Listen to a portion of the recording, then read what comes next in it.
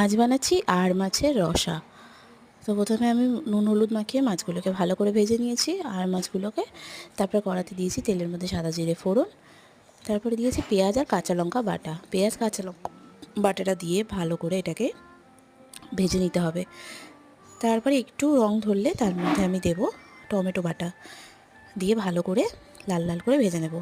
এবার আদা রসুন বাটা দিয়েছি 1 চামচ করে, নুন হলুদ জিরে ধনের গুঁড়ো লঙ্কার গুঁড়ো মানে কাশ্মীরি লঙ্কার গুঁড়ো দিয়ে ভালো করে কষিয়ে নেব। কষানো হয়ে গেলে কষাতে কষাতে একটু জলও দেবো, দিয়ে ভালো করে কষিয়ে নেব। কষানো হয়ে গেলে ঝোলের জন্য জল অ্যাড করব।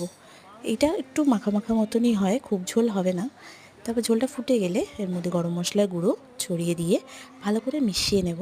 তারপরে মাছগুলো এক এক করে দিয়ে দেবো, দিয়ে ভালো করে উল্টে পাল্টে নেব। ব্যাস 10 মিনিট স্ট্যান্ডিং টাইম দেবো। এটা গরম ভাতের সাথে ভালো লাগবে, একবার বানিয়ে